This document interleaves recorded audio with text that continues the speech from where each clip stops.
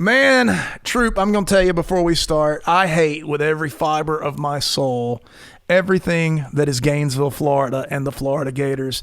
I refuse to stop and pee in Gainesville, Florida. That is the level of my disdain. You can tell he played for the Gators. He's smoking cigarettes and drinking gallons of tea. Troup, Smooch, and the Dawgs Show.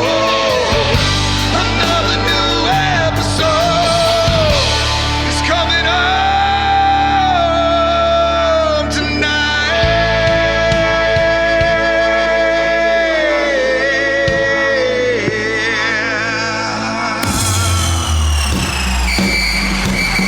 It's the Dawgs Show. It's the Dawgs Show. It's the Dawgs Show. It's the Dawgs Show. You're listening to the one and only Dawgs Show. Your hosts, Troup Brinson and Smooch Moncrief. Just two dudes talking Georgia football. There it is. Welcome, dog fans, to the one and only Dawgs Show. It's Smooch and Troup. And, folks, we are happy to be here. This is Georgia, Florida. Come on. And we had an off week after that momentous Texas game where, Smooch, how many times have we watched that game? So, I mean, I've watched it probably half a dozen times. I would say at least half a dozen for me as well. I can't stop watching it. There's nuance in that game that reveals itself every time you focus in on it. So it's the gift that keeps on giving right now. Yeah, I've had it on, and I've had it on just for enjoyment and just to hear the crowd and hear everybody get into it. And then, of course, just picking apart different things and how Georgia played and how Texas reacted and how Georgia outcoached. Yes. We mentioned that we wanted at some point to feel like, okay, we're better than they are talent-wise. We feel that already, but we also outcoached them. We knew our coaching staff is spectacular. Perfectly said. Not just in the terms of recruiting, but the X's and O's, and they proved that. Glenn Schumann and Coach Smart did a great job with that against Texas. And we've enjoyed the past couple weeks, but eventually you have to turn the page, and this next few weeks is going to tell the tale in a large part to what happens when the playoffs get here. Georgia's got 3 tough games. I'm going to include Florida in this just because they are part of that gauntlet, maybe the lesser of the next few weeks, but still Georgia, Florida, a rivalry, it's the cocktail party. And And so we can't wait for that. Go ahead and hit that countdown to kickoff. Let's talk about Florida. Let's do it. Countdown to kickoff, baby. Run, Lindsay. Run, Lindsay. The countdown to kickoff. And because we got no game to talk about from last week, you guys have already rehashed this Georgia-Texas victory. And so, hey, and thanks for the multi-thousand views. We appreciate that, guys. Yeah, we had a good week, and I think we put out some pretty good content out in the past couple of weeks. So we do appreciate all of that, folks. But now, as we turn the page towards Florida, and then after Florida, we got to go to Ole Miss, and then we are all circled that Tennessee game on November 16th. My wife asked me the other day. She says, "I got something to do on." This is like last night. She was telling me about a date, November 15th. I got something to do on November 15th. I got to go here in Monticello. And I was like, that's a Friday. She says, what's wrong with you? How do you know that's a Friday? I said, because I know Georgia, Tennessee know what day what happens on the 16th. That's right. I know my fall Saturdays and the schedule. That's why I know what the 15th is. She was like, oh, I was wondering, how do you know that? I'm like, Yeah. But yeah, this next 3 games are going to be so important. It starts off with this Saturday against the Florida Gators. Florida 4-3 on the season, respectable. That's respectable, and they've still got some tough games to come. Georgia, of course, only 1 loss on the season, ranked number 2 by the AP poll, right behind Oregon. Mm-hmm. And as we begin to break down this game, we start, Smooch, I think, with seeing how Florida's played the past couple weeks, right? Yeah, I would think so. So, there was a point at this season, I think we even said it on this show, we did not feel like the coaching staff would survive to this game.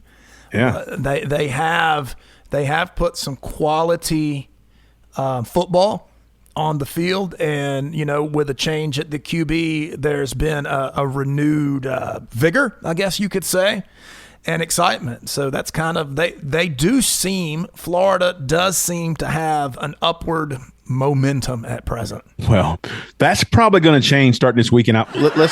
So we're going to give them say they played better the past couple of weeks. The results have been better, but let's look at their season thus far. Florida did lose to Miami, who is playing good football right now, and they won 41-17 in Florida, and then they beat Samford, did the Gators pretty easily, 45-7. They lost to Texas A&M, 33-20. They beat Mississippi State, 45-28. They beat UCF, 24-13, and then the two games we talked about, overtime. They lost to Tennessee. It was in Neyland. Mm-hmm. They lost 23-17 in overtime, and then they put a whipping on the Kentucky Wildcats just last week, which has them feeling really good about themselves, 48-20. But before we talk about that, let me tell you the next few games. So 4-3 looks good right now. It doesn't look great. Right. But Florida, it looks like we might be got some upward mobility here. They play Georgia. They play Texas. Both games they'll be the visitors, but still be in Florida, of course. But they play Texas in Austin. Then they host LSU and host Ole Miss before finishing up with Florida State. So the next four games, Georgia, Texas, LSU, and Ole Miss, probably all losses, if you want to be honest with it. Yeah, before the season, we looked at Texas, Florida, Ole Miss, Tennessee. That's our gauntlet, but I think this one's even more formidable. Georgia can't play itself, so there's a formidable team. But Georgia, Texas, back-to-back weeks, that doesn't even sound fair. You throw in, LSU and A&M, isn't that what you said? And they're LSU and Ole Miss, yeah. Ole Miss, yeah. LSU and Ole Miss, that is brutal. But like I said, this is not the Florida team of last year that's going to come in and roll over for Georgia. These guys are they're believing in something right now. I don't think it's the coach, but they're playing hard. Well, and they hit a Kentucky team that was not playing like they were playing early in the season. When it seems to, when you're playing against the number one team in the country and you're playing at home, which Kentucky was, you're going to get the best shot. And their defense have been playing like one of the top defenses in the country at that point. I don't know for a fact that those same players were on the field against Florida. Right. I do know that Mertz is out for the season, so the freshman Lagway was the starter, played that game against Kentucky. And, folks, they scored 48 points, and he only completed 7 passes. Say that again. 7 passes, and they scored 48 points. Let's throw those stats out there a little bit more. 7 for 14 for 259 yards, no touchdowns, and 1 interception, 2 sacks. But his receivers, here's some of the receivers' long receptions: 58 yards, 44 yards, 40 yards, and 20 yards, all long for 4 different receivers. Wow. So he hit some long passes against Kentucky. And that was the guy. I will say that they did run the ball pretty well. Jaden Ball, I think he's a freshman, had 22 carries for 106 yards and 5 touchdowns.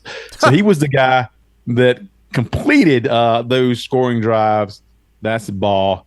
And and even to hear Coach Smart talk about this team, they're a team that's going to try to run the ball. They want to run the ball. And with Lagway only completing 7 out of 14 passes, they're going to try their best to run the ball. Mm-hmm. And but that's the last game. So the feeling right now is that they're playing their best football. And even Coach Spurrier, oh my goodness, Coach Spurrier had something to say. Do we have any kind of what do we talk about having? My delusion has become real. There you go. My delusion has become real. My delusion is real. Yes. Coach Steve Spurrier came out and said that, they played Florida. He says Florida played better against Kentucky. And Georgia won by 1 point. Ooh. And we blew them out. And so he also said that these two teams were very similar in talent. Georgia and Florida were similar in talent. Coach Spurrier, I know he's getting on up there in age, and some of the things are creeping in, and doesn't always connect. The dots don't always connect so well. But no, these teams are not similar. Not at the quarterback position, and not at the line of scrimmage, not at the skill positions, not whatsoever. No, and as a matter of fact, you know who else is not as talented as Georgia is? Kentucky, who as soon as they suffered injuries to their interior of their defensive line fell apart, and you were able to let receivers out in patterns. You're telling me at the beginning of the season, Kentucky lets a quarterback stand in the pocket long enough to throw the ball for 58, 44, 40 yards? No. Florida took advantage of a depleted Kentucky team. And like I say, it is grave error to compare common opponents and the score against them, especially when you're talking about a Kirby Smart team, because that never works. We were hearing similar things about what Texas was going to do to Georgia because of what they had done with so-and-so, and they had done with none of that. You can throw it all out the window. Tennessee's going to find that out in a few weeks too. But I don't take anything away from them. They look great against Kentucky. But there is a huge difference between looking great against Kentucky and playing 4 quarters with an elite college football team, and they do not have the depth nor the skill to do that just yet. Maybe the worst thing that could have happened for Florida was to look so good or to have a score so lopsided against Kentucky in their last game, because that immediately gets Georgia players' attention, and they're not going to look past there you go. Florida anyway, because Smart's not going to let that happen. He is very, very aware of Florida. Georgia's past 7 games against the Gators, and these are all Kirby Smart coach teams. 43-20 last year, 42-20 the year before, 34-7 in 2021. And then the loss they took to Kyle Trask when they had Trask and Pitts, and Georgia was missing a couple of players on defense, some really big players. I read that it was Jordan Davis and LeCount, but they lost 44-28 in 2020. And then Georgia in 2019 won 24-7. The year before that, 36-17, and then the year before that, 42-7. So Georgia's won 6 of the past 7 games. That tells you that Georgia does not, coach a Kirby Smart team does not overlook the Florida Gators. And coming off a win like they did 2 weeks ago against Texas, where Georgia's defense finally was getting healthy. And what we heard this past week, they are even healthier now. Some of those guys who were standing out. There you go. They may be missing Aguero and Dan Jackson. For a half. That's just going to, for the half. That's just going to mean Ja'Cory Thomas is going to play a lot more in the first half. That's all. It's not going to be a huge difference. I don't think I think Georgia's fine there. But they're not overlooking this game. They're going to Jacksonville to wreck things against a freshman quarterback, right? Who has been thrown into this because Mertz got injured against Tennessee, I think, and Lagway came in there and went 9 for 17, so he hasn't completed double digits yet. 9 for 17 for 98 yards. And he stays around 50% completion. That's the part that's the most troubling probably for his passing game. And Troop, I have something here. I just found this. I believe I have what happens in the Georgia. You talk about Georgia taking the game lightly. I believe this is the Georgia locker room before the Florida game. Let me see if this is the right soundbite. Yo, is prepared for this for 365 days. I think about them that locker room. Think about getting our opportunity. All the you went through this week to get ready for this game. Now is when you pay the price. You go out there with enthusiasm. Hey, ain't nobody cautious, nervous about Go out here and their ass up. I don't think they'll take them lightly. Yeah, and Kirby Smart played for the team in the mid-'90s that they were played in Athens, and Spurrier ran some kind of double reverse, ran some kind of trick play in order to hang 50 on Georgia in between the hedges. Yeah, and he was playing in that game. So that's really very similar. I think we talked about this last year, and that's one of the reasons the Spurrier's got a burr under his saddle for Georgia is because of the way they treated him back in 65, 66 when he was quarterback for Florida. He has not forgotten the way that Georgia made him feel in those games. And so it's the same thing. Kirby Smart paying it back as well.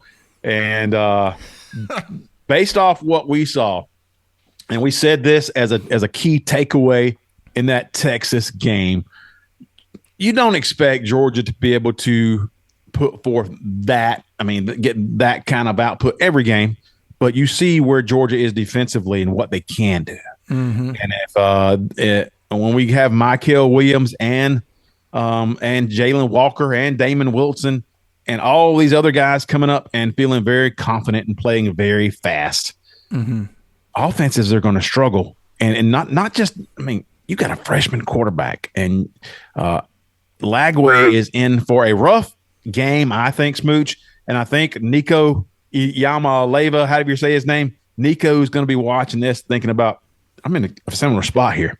And this is potentially the way I'm going to get treated as well. He's the next guy. I don't believe in Jackson Dart. I don't care where he's ranked for Ole Miss. Who cares? I don't, not at all. So those two quarterbacks are the ones I've got circled, and it's going to start this next weekend. We saw how Georgia treated Arch Manning and Quinn Ewers.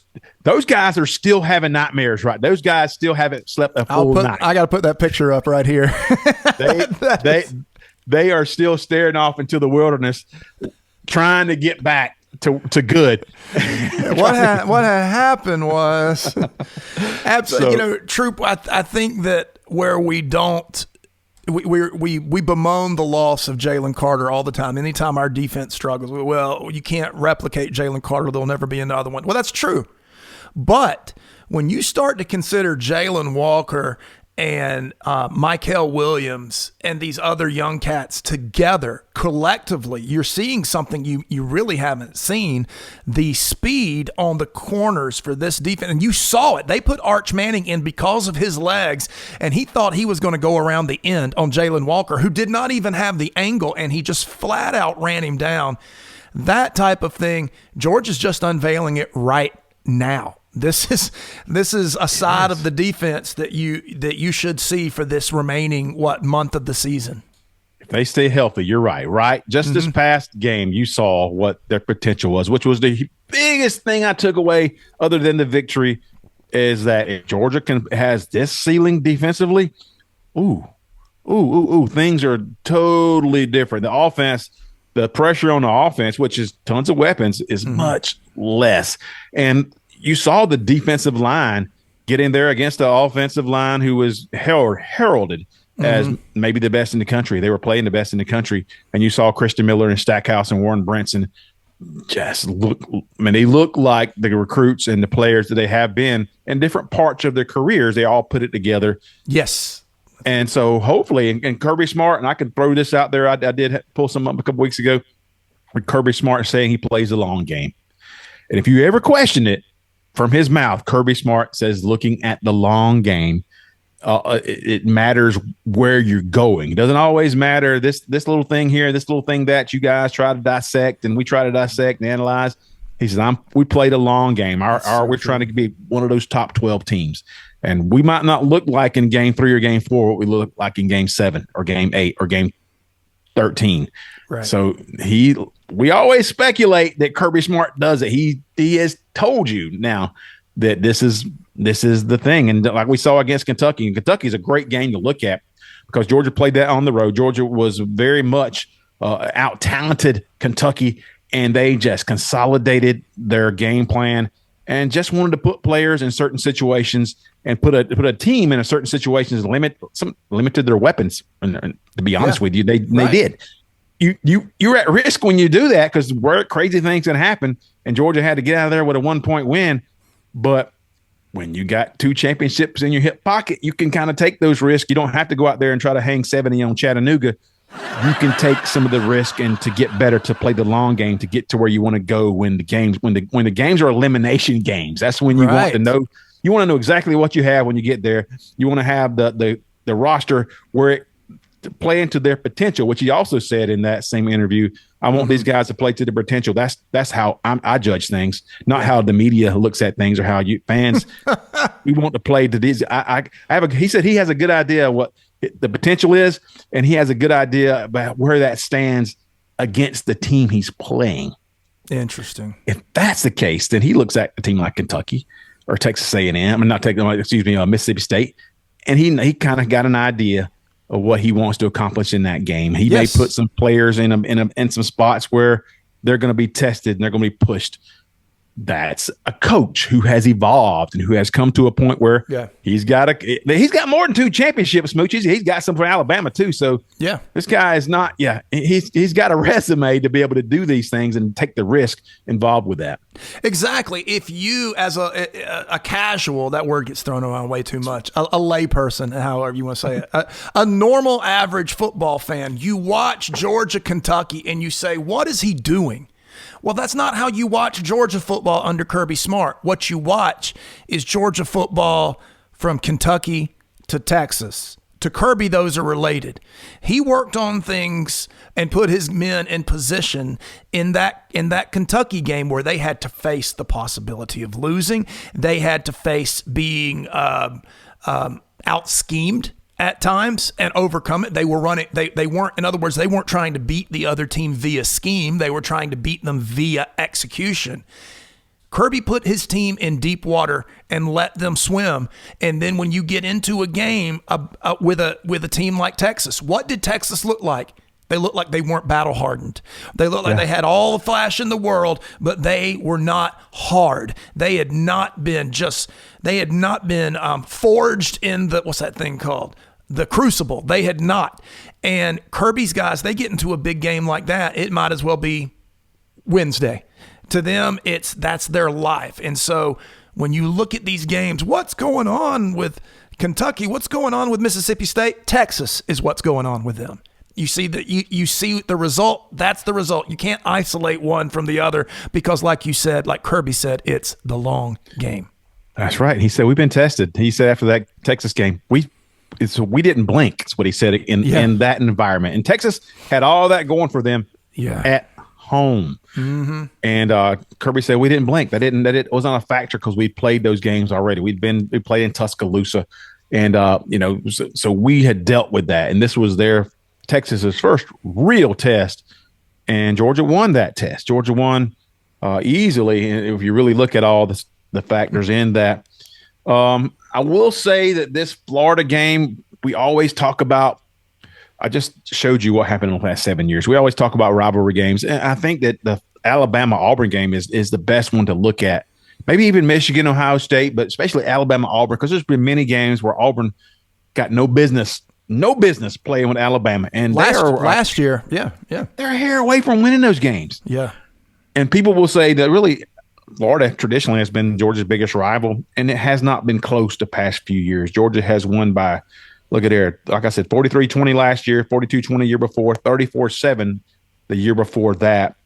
And then even before, anyone, like I said, Trask and Pitts had their big year, and they still lost 4 games that year, by the way. 5 wins by more than 20 points. So, yeah, so those games haven't been as close, but I do want to tell you fans that if Georgia turns the ball over, and then that can be all out the window, because we always tell you that the best way to beat Georgia is to have a mobile quarterback. I think Lagway's mobile to some extent. He's not Milroe mobile, as in having 150 yards rushing, but he can pick up first downs, and he's athletic, and they can call some plays for him to pull some of those reads.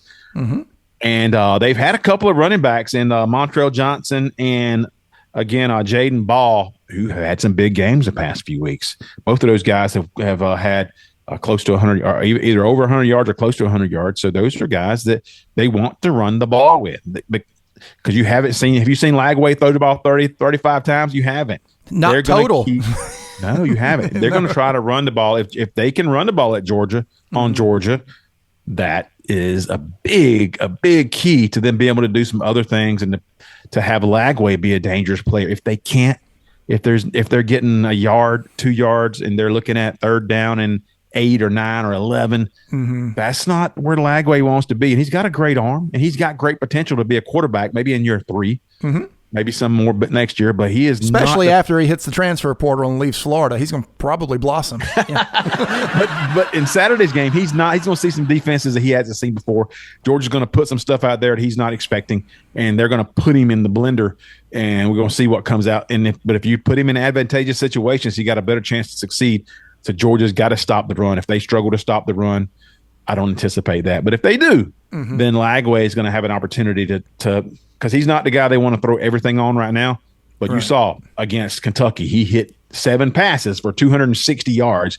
He was hitting home runs every time he threw the ball. Basically, it really was. I mean, there was only 3 passes. There's only 3 completions that he had that were under 20 yards. You want to know the truth? That's the truth. And so, sounds like some Tennessee numbers from the Hendon Hooker days. Yeah. I see Georgia's. Georgia's going to have Tate Ratledge healthier and playing. Looks like Jordan, Big Baby Hall on that line of scrimmage is going to get in and get some snaps. But that is huge. It's big going forward. But for this game, Georgia is loaded. If the same players that played against Texas play 90% of that game, again, we're seeing Gunnar Stockton and Jaden Rashada in this ball game. I'm telling you, there would be. First of all, I want to see. I'd love to see ETN with at least 150 yards from scrimmage and a couple of touchdowns. Since he was a former Gator, you got to see that. You got him and you got the tie-ins with the Florida with him and Rashada, Beck, right? Beck. Beck too. Beck was actually originally, if I'm not mistaken, Beck was on a scholarship to play baseball at Florida and came to Georgia because he wanted to play real football.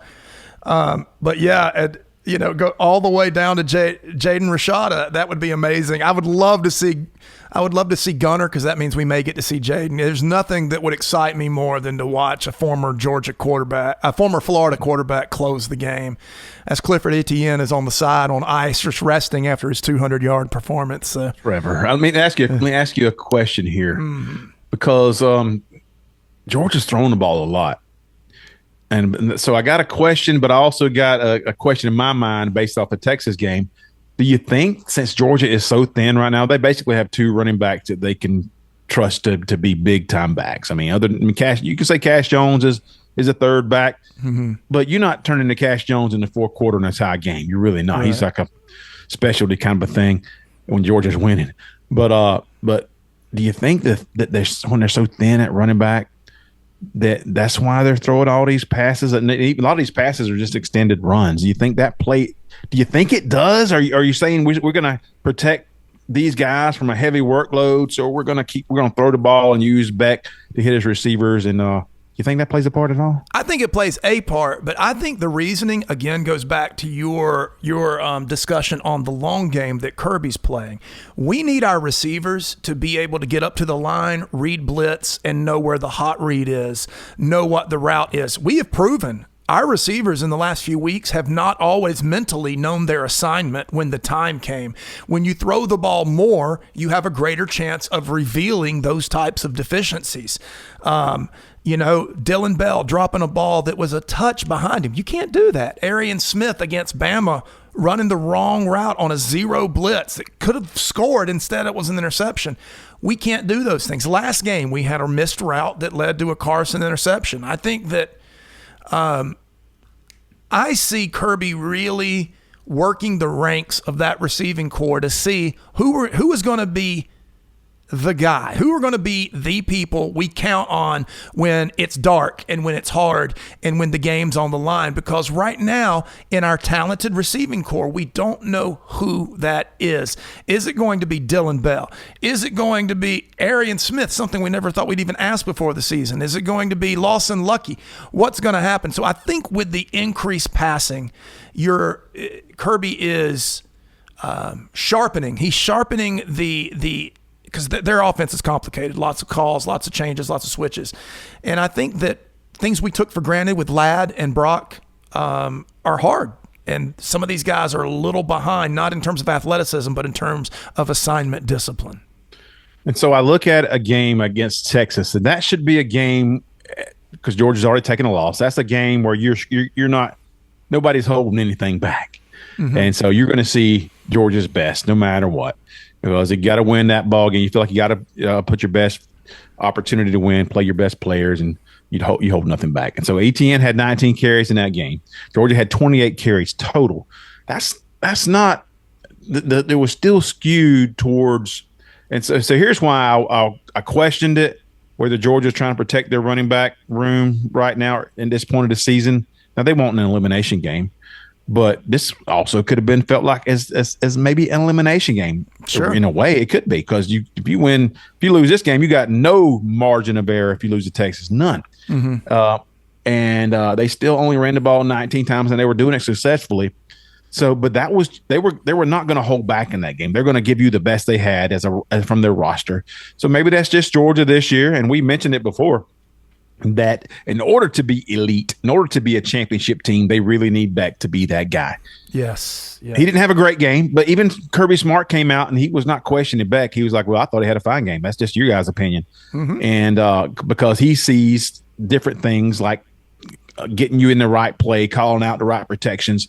And he sees some of those nuances that we don't see. And then he also knows when a wide receiver does something that he wasn't supposed to do or wasn't on the same page as Beck, and Beck is not going to throw him under the bus and mention that at all, of course. Right. And so he sees some of those things too. But in order to be elite, I feel like Georgia needs to be closer to balanced, because I think they have some weapons at that running back position. But in order to be truly a dominant team, Beck has to be a dominant quarterback, and he's given Beck every opportunity. And these wide receivers too, Smooch. It is. It's the wide receivers too. He's giving those guys every opportunity to get on the same page and get that chemistry. Yeah. Where they are, when you get to those games that are elimination games, you know who to depend on. These guys have made mistakes, and sometimes you learn more from making a mistake than everything goes just perfect. And we've seen that. We've seen teams that just blow through games and nothing to question. And Smooch is asked, what are you guys practicing on in this game? What are you working on for this game? Because you guys just won 70-3.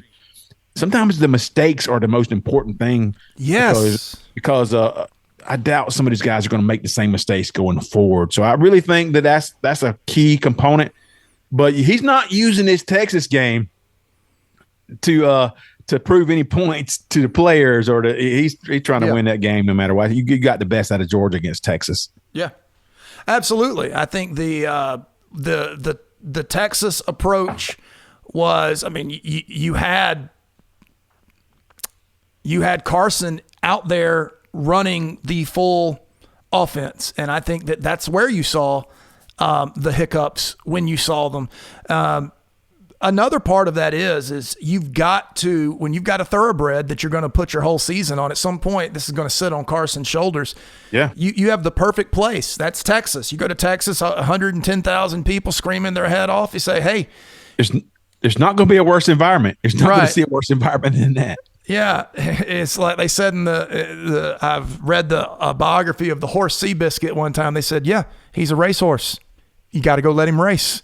You let him out there to do it, and that's what happened against Texas. And I honestly, I've watched that game, like you said, a half a dozen times. I thought Beck played a good game. I saw one bad interception, and the rest, I think those are all fixable things. So, yeah, I still don't even know what happened on the one that they overturned the call in the third quarter. I still don't know what happened on that pass. I saw Coach break it down, and Coach Hayes does a great job. Coach Hayes huddle, by the way, and I look so forward to watching his breakdowns. It makes me feel better most of the time, because I understand now what happened. But I still don't know what happened on that play. I don't know if it was just the timing was off. He said that he thought that Arian got too far downfield to break his route off, and so that's why the pass was looked in a different spot, looked at it, and the defensive back was right there after the contact. But yeah, just looking back at that. Beck played a better game. I was like, during that game, it was still fortunately our defense put us in great position to score some easy touchdowns. And we did. We converted those, and Beck was good in big part of that. And we were balanced in a big part of some of those little scoring drives that we had.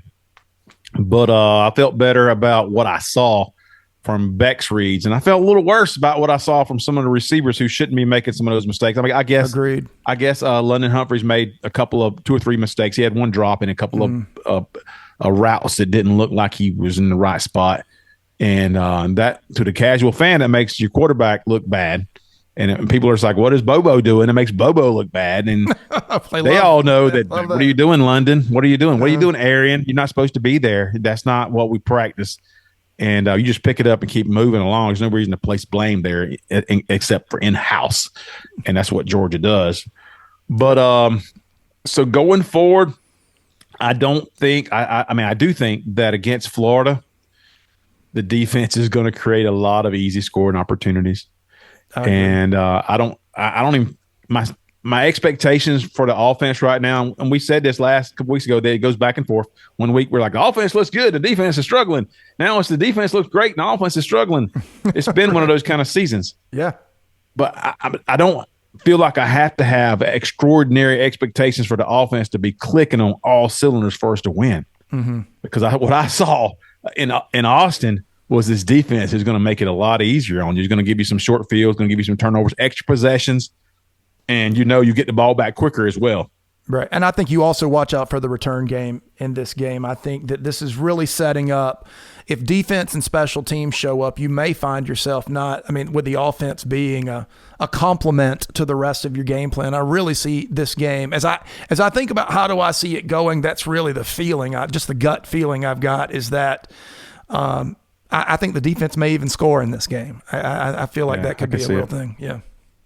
I can see it again. Georgia will be out without, unless there was some kind of appeal we hadn't heard the result on with Aguero and Dan Jackson. Those guys are going to be out, and so that's going to leave you with KJ Bolden and Malachi Starks likely at safety, and I think Ja'Cory Thomas probably at star, where they may switch those three guys are going to play star and safety. And then I've even heard the names of people like NaMelo Jones and Ellis Robinson getting some snaps in this game, and they very well could. Those guys have, from what I read this week, have put together some really good practices back to back. And, of course, Ellis has been playing well in practice. Now DeMelo Jones, another 5-star defensive back from Swainsboro, is starting to earn some opportunity to get some snaps in some games that are still, in doubt. And so Georgia has those guys in there. Think about that, Smooch. Think about this. You got 2 5-star defensive backs that Georgia doesn't even have to use. Right. Doesn't even have to, unless there's injury or suspension. Until he started turning heads at practice, we had probably gone 3 weeks without even hearing DeMelo Jones's name. That is a 5-star. There was you watched the kid play all the way coming up. There were a group of scouts salivating over him for 3 years when he was in high school. And at Georgia, he's okay. Now that we've got an injury and a suspension, he's playing really well at practice. Let's throw him into the mix. That's a huge luxury to have. Yeah, so you're going to see some of that. And like I said, even if you don't see those guys into the second half, because maybe you won't, because in the second half, you got Aguero and Dan Jackson coming back from that, I guess, suspension, if that's what it is. But Georgia has to, because you could put some players in some bad spots in that first half if because you want those. Dan Jackson has been a missile in terms of coming up and tackling near the line of scrimmage. Great. So they're going to miss some of that.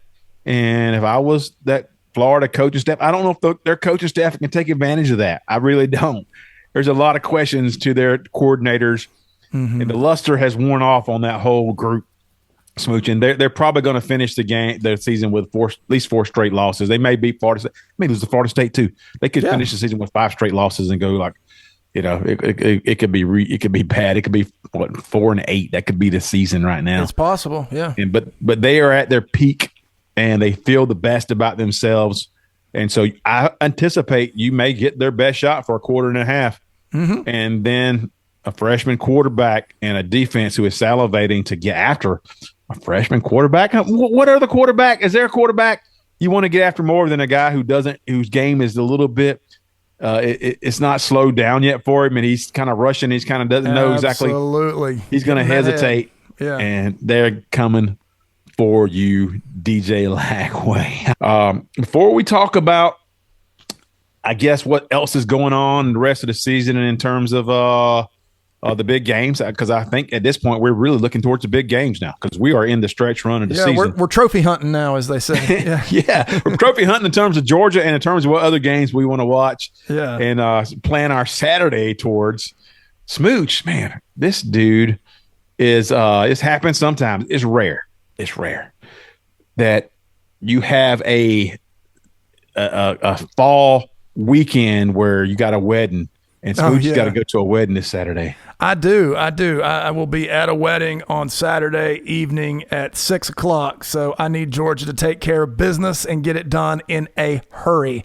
expeditiously put this game out of the way. But like you said, that means the rest of my evening I will be seeing it for the first time. Once I get everybody married and I get back to my mama's house, then I can sit down and really break into it. But the rewatch is going to be great for Smooch. Rewatch is going to be delightful. Yeah. Yeah.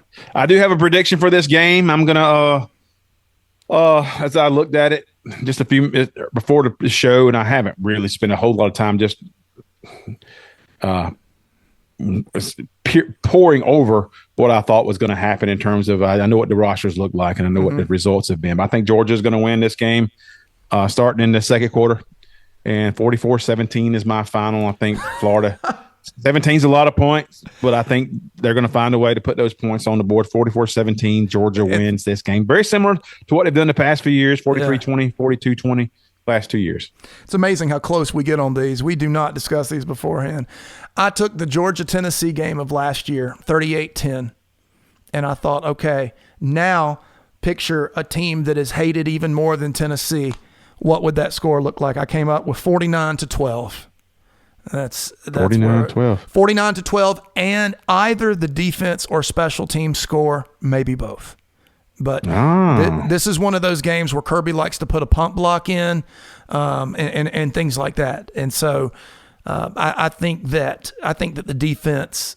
We've had so many near misses on tip balls and things like that. I think Michael Williams gets his hand on one, Jalen Walker catches it and is gone. Something along those lines in this game. So we feel good about this ball game. Georgia should win this, and even a rivalry game, it hasn't been as close as some of the other rivalries. Maybe until Florida gets some stuff. If Lagaway was a junior or a third year starter, maybe But yeah, and they've got some roster issues. So he will not be a junior at Florida. I'll tell you that right now. I'm just going to go ahead and take that. Smooch thinks he's going to move on down the road once the coaching staff gets fired. Maybe. Countdown to kickoff, baby.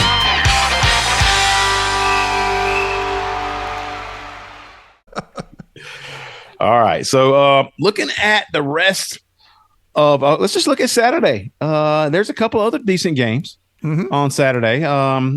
We got Texas A&M and South Carolina. I think that's the night game. And Smooch has got a feeling that game could be close. Yeah, it's at Columbia. Right. If I had to pick an upset this week, that would be it. South Carolina has shown themselves to be game, right? They play hard. They've come close to upsetting people. They have upset a few. So I really see in South Carolina, which is, I think this isn't an exaggeration. I think they literally have the most arrests per game of any college football crowd happens in South Carolina. It's a raucous crowd. You throw in those A&M cult members from that Texas A&M cult, they show up to that game. It's going to be crazy inside that stadium. So I wouldn't guarantee it, but I definitely would have Texas A&M on upset alert on Saturday. Yeah, because we saw Wegerman, whatever his name was, and he got replaced in the LSU game this past week, and then Reed came in, the running quarterback, and scored several times to win that ball game, like maybe the last four possessions in a row. Something like but that. Still not a complete quarterback, just a guy that they weren't looking for, and he made some plays and took advantage of a LSU defense, folks. It's not really good, and was able to win that game. But you count on him to go into Columbia with a South Carolina defense who's looked kind of salty this year. Especially at the end position. Yeah. They're going to prepare for it. Right. So I think that's an upset alert right there. They could definitely beat Texas A&M. That would be a huge loss for A&M, who is right there, man. They have only – it has great. Yeah, and it has direct implications for Georgia as well if A&M were to lose. A&M is one of those few teams that controls its destiny if they were to win out in terms of the SEC and the SEC title game. Don't want to get into the math and the tiebreakers of it. But, yeah, this is one of those losable games where if South Carolina can make it ugly and a slugfest, they could come out on top. They really could. They're challenged as well at quarterback, but it could be one of those type games where anything can happen very close, much more closely contested than you would think just looking at the polls. And also this Saturday, you got OSU, Ohio State, and Penn State. One of the few top 10 matchups remaining on the schedule this season. And we don't even know what to expect from this game because I always think that Penn State is way overrated. I mean, they get to play the real team, and they always look like, a third place team in a second rate conference. Right. And that just not good enough. They're just never quite good enough. But OSU doesn't look like a juggernaut either. The offense certainly doesn't. And so I don't know what this game could be a game. It could be a great game in terms of a close result, but still not tell you any closer to if these teams are championship quality. Yeah, I think you said it best in our pre-show when you said under normal circumstances I would just write off Penn State as a pretender, but Ohio State seems to be a pretender this year. So why don't we just call this the Pretender Bowl and we'll see who wins? But I think with those two teams, neither one of them, we talk about Georgia starting to hit its stride, finding its legs, discovering neither one of these teams. Penn State feels as though they have. Ohio State has really just been lackluster this year. Yeah, so far. And because, their schedule hasn't tested them either. You got to get put in some of these tough games. And we'll see. They did lose to Oregon in a tough game. But that was on the road. So they can still define their season. This might be one of those games where they need to win convincingly to start showing that they are championship quality. We'll find some things out potentially, but then again, maybe we won't. And then I looked a little bit further down the road, just trying to find what the marquee games are, other than Georgia playing Ole Miss, who I think Ole Miss is kind of a pretender as well. And then Georgia hosting Tennessee on the 16th, which that's a huge game, and everybody's eyes is going to be on that. As long as Tennessee doesn't lose to Mississippi State the week before, we hoping that don't happen. Yeah. But the other games which I circled was LSU Alabama. I think that's next week, and that is in Baton Rouge. The night game. And that's a game where Nussmeier's playing pretty good, and Alabama's much better than LSU in terms of their roster is. I think they are, but who knows what's going to happen on a night in a late night in Baton Rouge. Well, in that game. Yeah, and we're going to get to see. I've always, not the way they wanted to be in the pressure cooker. Kirby puts his guys in the pressure cooker, but in a positive way. Alabama, that'll literally be do or die for them, right? Another loss, they're done. The season's over. As far as Alabama goals, the season would be over. So you are going to get to see what is Jalen Milroe like when the whole season's on the line and you're at LSU, which is disorienting. That place is an absolute zoo when it gets to rocking and rolling. I think we'll learn a lot about this Bama team, and we'll learn a lot about Coach Kelly and why you can't win the first game of the season and then you put together these strong seasons after. What is going on with? This team lost to LSU, Troup Brinson, and now I think they may end up being the favorite against Alabama, even though they're less talented. Will the real coaching staff stand up at LSU? We'll find out. So who did LSU lose to? They lost to A&M. No, LSU. Well, on the first game of the season, LSU lost to USC. That's what they lost to. Yeah, they lost to USC, and then they just lost to A&M this past weekend. I believe they got 2 losses then. That's right. Yeah. Okay.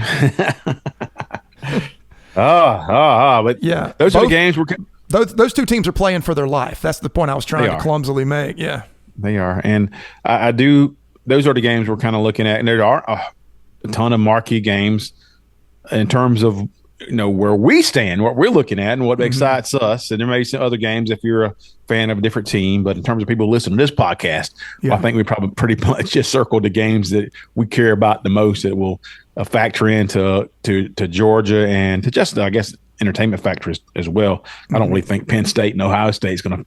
It's just entertaining to think about what that can mean and to try to figure out where these teams are and if they're good enough to. Yeah, There's a lot of times I think they rank Penn State higher just so Ohio State can have a more quality win when they beat Penn State. That's kind of how I see it. I'll have to see Penn State elite to believe that they're even a top 25 team. I'm still not buying it. I've watched 2 of their games. I just don't see it. I'd love to see Penn State and Colorado play. There we go. You talk about 2 pretenders. Let's have those 2 play. That's what I'd like to see. Yeah. But it is Georgia-Florida week, and no matter what the records, we are excited about that game. And we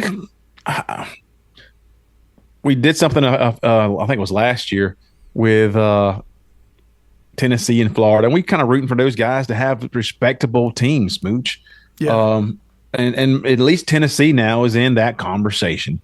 Florida just beating Kentucky, not so much. And just looking at all their overall stats in that game, it was, there was some special circumstances in that as well. I just don't think Florida's there, and they may not be under this coaching staff because we thought very potentially this coaching staff could be gone at some point. And they could still be because they may not win another game.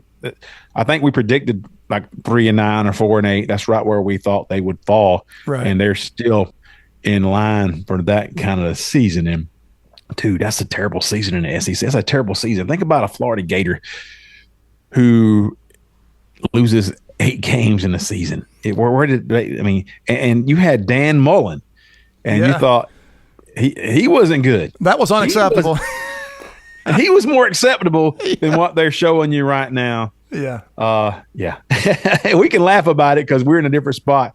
But that's what we always tell you folks, and we told Alabama fans in the offseason that the coaching matters. The coaching staff matters. There's nothing that you're entitled to. You have to earn everything for a program and for your culture and for the recruiting. All that stuff matters. Yes. And we Alabama, they're going to puff their chest out and talk how big and now they're like, maybe we don't have the guys we want in there right now either. But just listen to the Dawg Show. We're trying to tell you guys. We're trying to help. We're here to help. We care. We're telling you this because we care. That's right. And it's just the brand is not the brand without all the pieces fitting together. In Florida right now, they got a decent history in the past 30 years, but right now, without Spurrier and Meyer, what is Florida? What are the Gators? And so those 2 coaches mattered. And right now, they don't have that group together. And Georgia was going to add a little more salt to the wound this Saturday, and we can't wait to see that. Anything else about the University of Florida Gators? Yep. Everything. I just had to drop that one in. Yeah, you got a few of those. You got anything else you want to pull off right there? I got a few more. I got this one. Everyone from Florida is stupid. Everyone from Florida is dumb. I got some Southern Florida Latino flavor here. It sucks to be the Florida Gators. Yes, it sucks to be the Florida Gators. And this one is unrelated to the Gators. I just had to pull it because of what it means. Florida man charged with assault with deadly weapon after throwing alligator through Wendy's drive-through window. Just meditate on that. Just think about it. Just enjoy that. This is the start of the last big stretch. This next 3 games, very huge for Georgia, and they hope to get off after an off week. So we'll see how that plays into it. Georgia had a chance to really focus and get healed up a little bit. They'll should be as healthy as they can be this Saturday against those Gators. And that's all I got. Smooch, what you got? Beautiful. Can't wait. It doesn't matter. I have this conversation with Crimson Tide fans here in Alabama all the time that records don't matter when it comes to the Iron Bowl, that those boys are always up to play. The Gators are going to be up to play, and I'm glad they have some upswing right now, whether it's manufactured or mythical or actual. They think they have momentum, and that's what we want. You want a live opponent to destroy and dismantle. You don't want some crippled old mule that's given up. You want something with some fight in it. So I expect a close game for about a quarter and a half, Troup Brinson. And then just like happened in 2022, the pull away to start. Nakobe Dean might not be there for the pick 6, but something along those lines. Yeah, can't wait. For Smooch Moncrief, this is Troup Brinson saying so long. We'll see you soon. You can tell he played for the Gators. He's smoking cigarettes and drinking gallons of tea. This is the Dog Show with Troup and Smooch. Dog Show, it's the Dog Show, it's the Dog Show, it's the Dog Show.